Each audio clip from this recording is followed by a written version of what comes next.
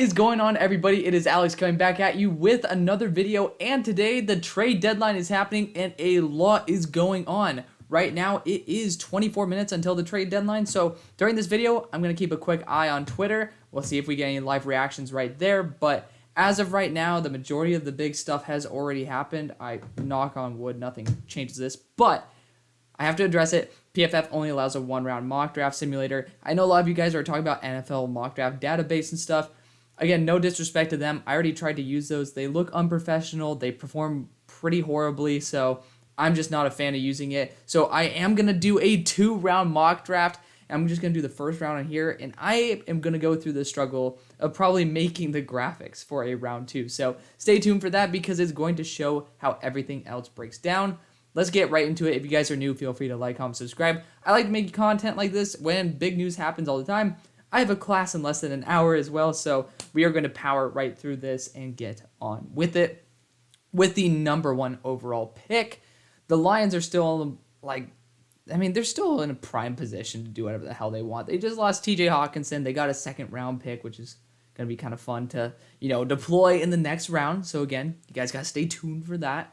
But if you are sitting here, we are going to do some, honestly, we'll do no trades just to keep it simple right at the moment, just because, again, that takes out some of the intricacies and it allows us to not have to worry about that aspect. If you're sitting here at 1, you can't get out of here. It's pretty obvious you geared your team towards Bryce Young. You do have Jameson Williams. You have a good offensive line. Your weapons are there. Again, I think this team certainly is, you're pretty much a quarterback and probably a defensive coordinator away from at least competing for your division. And I know it's not saying much, but you got 2 first-round picks. Enjoy it. Now you have 2 second-round picks. I think you're going to be perfectly fine. Bryce Young is the guy who I would go with at pick number 1. Pick number 2, again, so the ultimate thing is you could talk about going like Will Levis at pick 5. And I know people hate CJ Stroud at this pick. I know people love it. And again, I'm not going to do picks based off of whether you love it or hate it. I'm going to do it whether it's right or wrong and whether it's realistic or not. And honestly, looking at the way that this draft has played out, you are not going to be able to you don't want the sloppy seconds of Will Levis or CJ Stroud. When you're selecting a quarterback, you want to select the guy that you want. And again, since Bryce Young, again, 1, we're not doing trades, but 2, since we're also not choosing to bottom line, I don't know what the hell I was trying to say there. I just want to be able to choose whichever guy who I want to go with. I couldn't trade up to 1. That's what I was trying to get at. So these are the options I have. Technically, they are sloppy seconds, but you don't want the sloppy seconds of the sloppy seconds, right? You want to choose your guy. And I think CJ Stroud is more of a consensus number 2 than Will Levis. I don't know why the hell people have him at rank number 3. I don't know what's up with that. I just compared my own board to the PFF big board, so check that video out. It came out earlier today. Pick number 3, again, if you're sitting here and you're the Panthers, are you going to be drafting Will Levis? No, I don't think so, and I pray to God you don't. I'm at number 27 on my big board, and I feel a little bit iffy about that. There's a lot of plays that are very, very, very suspect. You see the flashes, but flashes don't matter in the NFL when you're you can win your team games with these flash plays, but there's a lot of plays that Will Levis does that will lose his team games, and it's taken him a long time to have plays that can consistently win his team games and not lose them. And he's not there yet, not consistently. So I'm not going to put yourself through the trouble of Will Levis. When you look at the rest of the options here, your defensive front looks great, but it can always look better, right? You just apparently declined 2 first-round picks from the Rams. Granted, they're probably in 2065 for Brian Burns. Will Anderson and Brian Burns would be an excellent duo. In my opinion, you just have to go with BPA, and I think that is the best option available.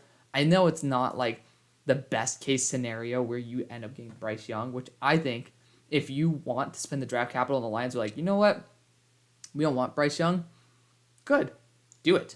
I would say if the value's there, go for it. I think he'd be a great fit, but I'd rather have Will Anderson and Matt Corral than Will Levis and, kind of say, hey, we're just going to totally jump off the Matt train.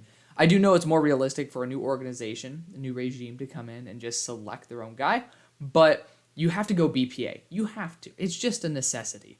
Pick number 4, Hold up now. Did the Eagles really move into this position? Because I swear to God, they're like down here. I'll be down. I mean, hey, listen, this is an up-to-date draft board, so I don't remember why it ended up being like this, but I ain't complaining. I ain't. Regardless, we're going to go Jalen Carter here. I think that even if Will Anderson's on the board, the best option is to go Jalen Carter. I know Robert Quinn's a one-year rental, but when you look at his build, these edge rushers for Philly are 265 pounds plus. Look at all of them. Josh Sweat, BG, as well as Robert Quinn. Myles Murphy fits that bill a lot better, and there are guys in the late first as well as in the second who will fit that a lot better. Will Anderson is more similarly built to Hassan Reddick, who's already doing a phenomenal job, so I don't think you need to kick him out of the building necessarily. Jalen Carter, I mean, you already see how good Jordan Davis is. We all know Carter's better, and you have that instant synergy. Obviously, Cox and Hargrave should probably be gone. Cox might be brought back on a 1 year, but if you have the option, go with that option. Pick number 5. The Texans are back, and like for me, if I'm in this spot, I love the idea of Myles Murphy. I know Brandon Cooks is heavily on the trade block, and honestly, we are going to do a quick check to see if, God forbid, something happened. No, it's just Seahawks releasing J.J. Arcega-Whiteside, and okay, they just put Laquan Treadwell to the practice squad. Whoop-de-doo. So I'm like praying to God that he gets traded because it would be kind of fun to go like Quentin Johnston in here or Myles Murphy. And I think those are very good options for the team. I think either of them could be a good fit. I think Nico Collins fits a little bit more of that big receiver build. I would honestly wait to the second to get another wide receiver. I wouldn't want to trade Brandon Cooks and just be like, hey, we're going to spend a premier top 5 pick on someone to replace you.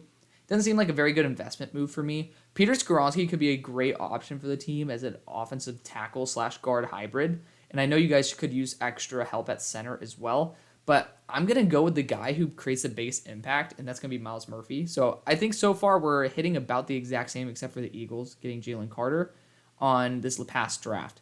Pick number 6. So Seattle's here via Denver's pick. We are not going a QB. Dude, straight up, if you're doing this well with Geno, if it's not broken, then don't fix it.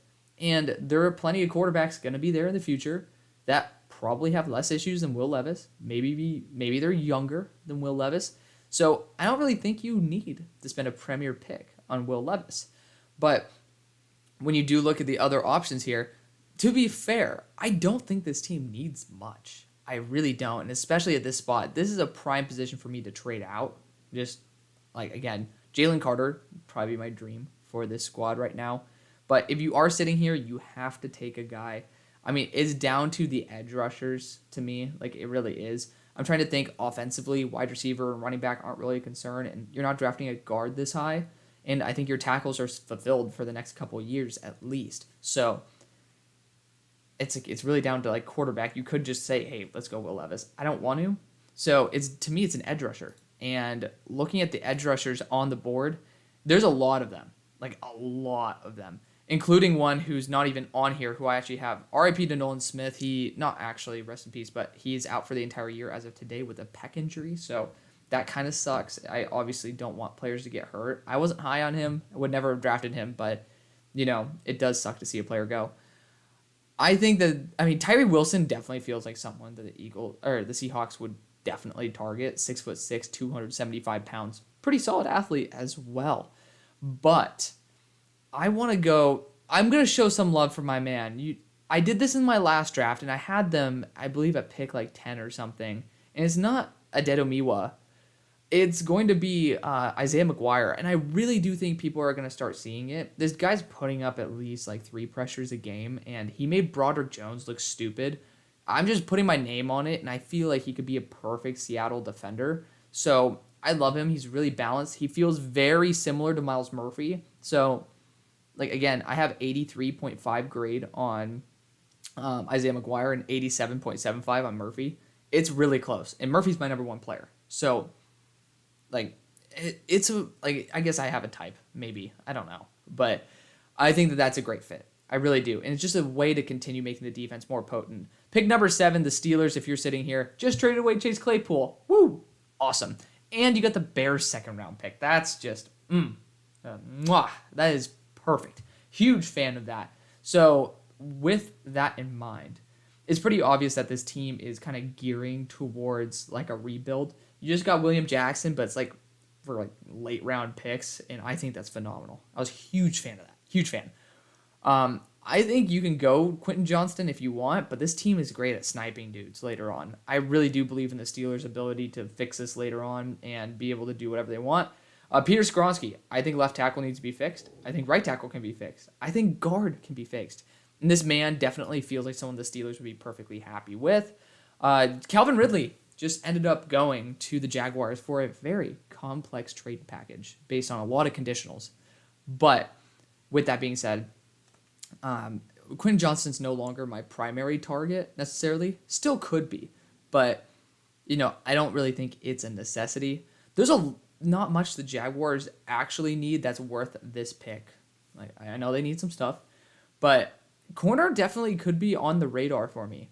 I'm looking at it. I don't know how good Shaq Griffin is in terms of being elite. I know Tyson Campbell has done a good job ascending, and I was a huge fan of Tyson Campbell.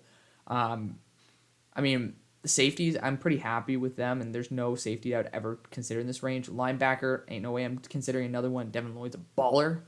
And you also, I'm tripping, the guy out of Wyoming who I was a huge fan of. Regardless, linebacker looks fine. Defensive line looks pretty fine. So to me, it's cornerback and then interior offensive line are going to be the positions I want to target the most. So I think let's go corner, man. Let's go corner. And somebody who I feel is very similar, actually, to like Tyson Campbell is Christian Gonzalez. It's Christian Gonzalez or Keely Ringo, and honestly, we'll go back to Georgia. Keely Ringo is going to be the pick. Again, it's a premier position, and it's somebody who's going to be able to help out in the run game as well. Obviously, you want to defend against Jonathan Taylor and Dameon Pierce. He's really damn good in the run game, so I like it. Here we go. So I promise I did not do this on purpose, but that's why I wanted to do it without trades, because otherwise shit would happen. The Raiders, you can cut Derek Carr this offseason and get $110 million saved. This team ain't going anywhere, unfortunately.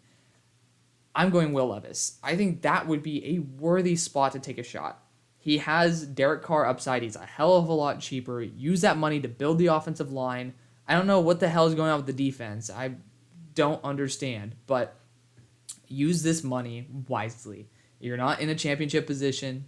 It's tough to say that, but get a quarterback with extremely high upside and have some fun. Obviously, it sucks to say Derek Carr is not the answer, but it just doesn't feel like it in this moment. Pick number 10, the Buccaneers, if they're sitting here, yeah, this is a bad spot to be in. Like, this is probably the worst position you could ask to be in if you are the Buccaneers. Now, you could go Bijan Robinson. I'd love to go Bijan for this team. That's a big ask to say, hey, I'm going to go Bijan Robinson here. Offensive line has never been healthy for the Buccaneers all season long, so I don't think that's exactly a bad position to target. Wide receiver is not one that I want to go after personally either. So with that being said, it's down to Paris Johnson and Bijan. I do think teams are going to be a huge fan of Bijan. So I hate doing this. Again, this is because I don't have trades. We're going to go Bijan Robinson. I don't think that the Buccaneers want to wait to have an identity anymore. Pick number 11, the Broncos got this for Bradley Chubb. So excited to see that we could finally have a little bit of fun with the Broncos in the first round. Doing another swipe check to see if anything else happened. No. Okay, well, it's 10 minutes until the trade deadline. I would hope that something fun would happen, but don't get our hopes up too much.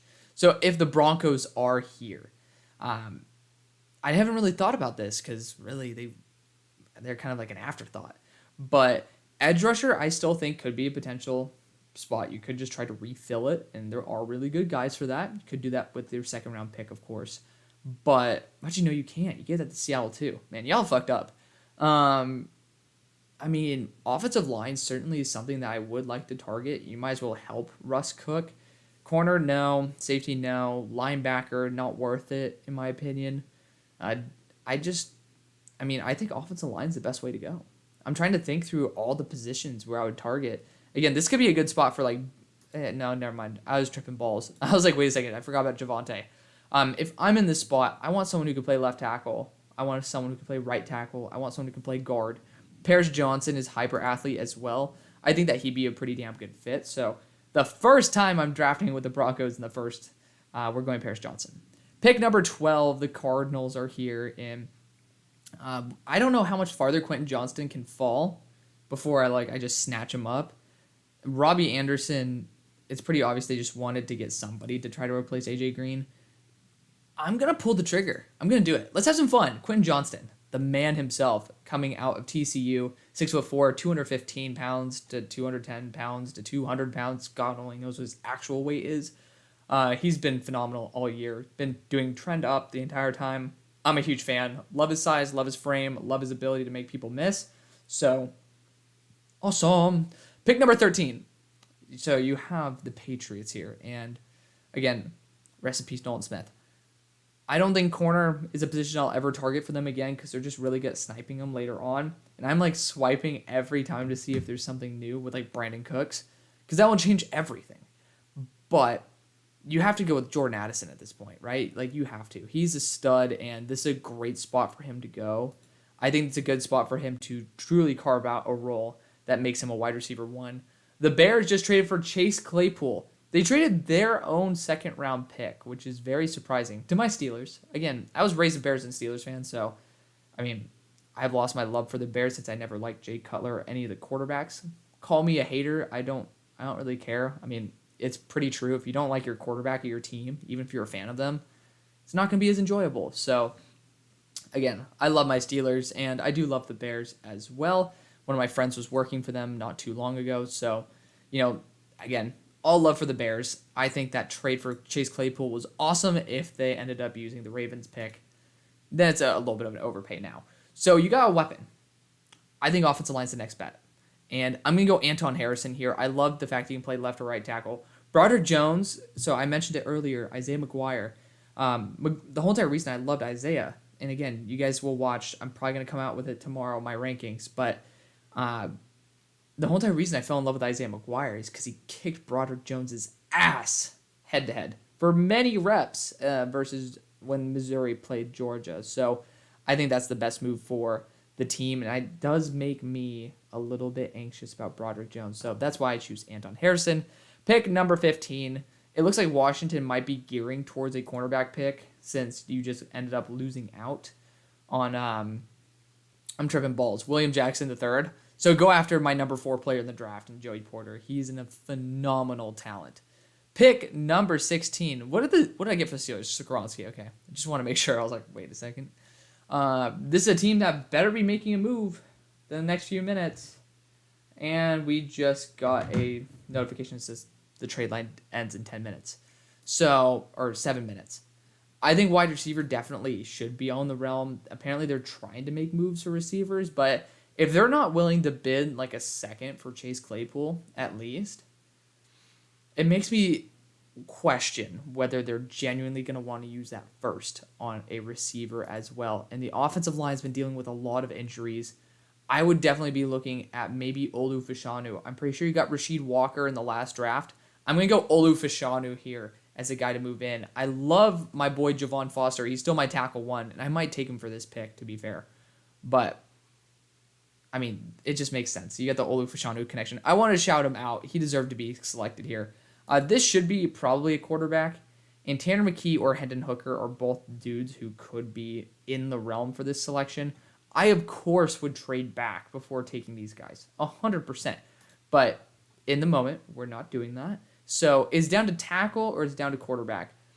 Honestly, if I know my pick is pick 17, I might wait till the second and just draft someone like Cam Ward. I don't really feel comfortable taking a quarterback at pick 17 that really doesn't belong there when the offensive line is the reason that a lot of shit's going down. So is that a Javon Foster or Broderick Jones? I'm going to go Broderick Jones because I think he fits better.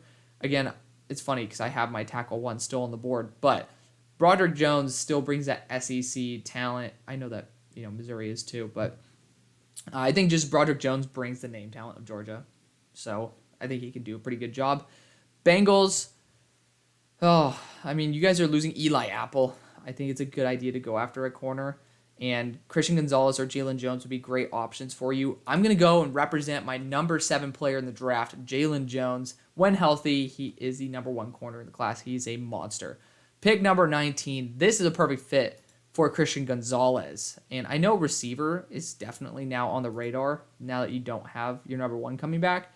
But Christian Gonzalez, you need a number 2 corner. AJ Terrell being out kind of exposed you guys for that. And Christian Gonzalez would be a great fit. The Lions are back, and again, we're going to do another swipe, and nothing. What is up with the NFL, man? I know, we're spoiled. Have, like, huge-ass trades going on all the time, and we're just like, oh, damn. They're not doing another one. But regardless, at this pick, I do love to go with my Swiss Army knife for the team. I do think an edge would not be a bad choice, and you do have someone like Tyree Wilson who could definitely fit on the outside. I do like him a lot in that aspect. Might be the way I go. It might be the way I go because I want to show some love to Tyree. Linebacker to me, let's have some linebacker love up in this. Yeah. It's not Trent Simpson or Drew Sanders, and I'm not going to take Drew Sanders in the first. So, Trent Simpson would be a good fit. He's less raw than the guy I would go after. I was debating him and Jacoby Windman. I think Trent Simpson would be a good fit for the team. Let's go Trent Simpson right there. The Chargers are on the board. And if the Chargers sitting here just sitting pretty, they're not really. There's a lot of issues with the Chargers. But if they are in this spot, I personally would go after Jacoby Windman and just say, hey, I'm giving it my all. I'm going to take a shot on someone who could be God tier. And the Colts traded Nyheim Hines to the Buffalo Bills. Hey, that's cool. Pause. Wait, why? That makes no sense. Okay. So, R.I.P. James Cook. Most of the backs are receiving backs. I don't understand that. So, I guess that was very underwhelming. So, R.I.P. to that. Well, you guys heard it here first. I'm going to go Jacoby Windman here for the Chargers. I think they should definitely go after a very nice high upside linebacker because you do have some great mentors there to shape him and mold him into the guy he should be. Pick number 22 for the Seattle Seahawks. Again, we already went edge rusher with Isaiah McGuire. Again, a team that doesn't really need much. But, I mean, when you look at their roster, there's not much you need. So, Brian Bryce would not be a bad option at this point. I know there's a lot of love for him, so we'll include him out of respect. So, the Baltimore Ravens are now on the clock. I think going after a corner is the best case scenario for the team. Garrett Williams is an absolute stud, deserves to be a top 15 pick. Therefore, I am taking him here. Pick number 24, the Titans. And this is going to be Javon Foster. He's extremely mobile. Both these guys could be first-round picks. I don't know enough about Luke Whippler to be able to draft him. So, it is not Luke. It is going to be Javon Foster, tackle out of Missouri, who had a phenomenal game versus Georgia as well. He's definitely improved as the season goes on. Pick number 25, the Jets. So, the Jets traded away a crazy good pass rusher. I'm just kidding. Honestly, what is the name of the pass rusher that they just gave up? Jacob Martin. It's a rotational guy. And you guys could, of course, correct me if, I was incorrect. We have 1 minute until the trade deadline. I'm actually going to cry if it's not. If, we don't see Brandon Cooks traded. Regardless, pick number 25, Jets. Another team that could have used offensive tackle. But if you are in this situation, I don't think the Jets are going to be at pick number 25. I think you could go safety, go after J.L. Skinner here. But Antonio Johnson, he's just too damn good, man. Too damn good. You got to use him everywhere. Swiss Army knife. I was thinking about taking him here at pick 20. He kind of just slipped to 25. Really damn good player. Pick number 26, we have the Cowboys on the board. And if I'm sitting here, I'm the Cowboys, I'm looking at receiver because I know that they are in the receiver market. But more importantly, I'm looking at a DB like Brian Branch, and that's where I'm salivating. I'm saying, hey, we got the Alabama connection with Trevon Diggs, but it's not even that. You can use him in the slot. You can use him on the boundary. You can use him as a safety. I love that versatility. I want Dan Quinn to have somebody of that skill set, and it saves you a lot of money on being able to have to pay a DB later on. Unfortunately, Michael Mayer will not be making a show in this first round because, the Vikings just traded for TJ Hawkinson. Therefore, if you guys are in that position, you guys don't win the chip, I would potentially consider going after maybe a potential signal caller.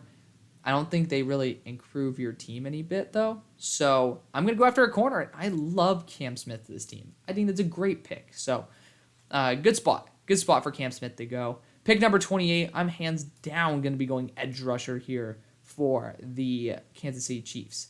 And there's a plethora of dudes on the board. I went after Jared Verse last time. I think he's a little too small for his Spag scheme. So at 245 pounds, I'd rather go after someone like Felix Anudike-Uzomah, who's 255 and has similar explosiveness and a lot more production. So I know that I'm getting a guaranteed home run hitter right there with Felix Anudike-Uzomah. Pick 29, the Giants. I don't believe this is up to date, man. If it's not, RIP, we'll just redo the mock again because we love mock drafts. But pick number 29, if the Giants are sitting there, it's another team that could definitely use a corner. It's another team that could probably use a linebacker. It's another team that could probably use offensive line. You guys can use everything. And I heard that they were in the mood for Chase Claypool. Jackson Smith and Jigba does seem like a pretty cool fit. And I do like it. So we're going to go Jackson Smith and Jigba. Again, you're just kind of saying, hey, Dable, do what you want. And it is officially passed. Kareem Hunt stays put in Cleveland. RIP. So I was all excited. It's okay, though. But the Bills sitting here, again, they don't really need that much. I was kind of hoping for something more fun for them. Safety definitely is in the mix here, but I'm going to go Chris Abrams-Drain to be a nasty, versatile safety for them. I love the idea. And then the Eagles ending off the first round. They went after Jalen Carter, and you have a plethora of monsters here who are just sitting pretty. I don't know exactly what to do for them because you don't need a quarterback. You could get a running back, and we could go Blake Corum here. Would not be a bad idea. Wide receiver, no. Tight end, no. Guard. I heard right guard is a potential concern. And you do have some really good players on the board. Corner. We could look at corner. But it's pretty much empty. We already went defensive interior. I think edge rusher certainly is on the Bucks. And you know what? We're going to go Andre Carter the second. 260 pounds at 6'7". And that's somebody who fits the scheme. He's super raw, so you can bring him in, have BG mold him. When he hits his stride, this guy's worth a top 5, top 10 pick. So I think it's a worthy investment. Let me know what you guys think. Check out for round 2 coming soon. Graphics going to take a hot minute, so we'll see how that all folds out. But thank you guys so much for watching. See you on the floor side. Peace.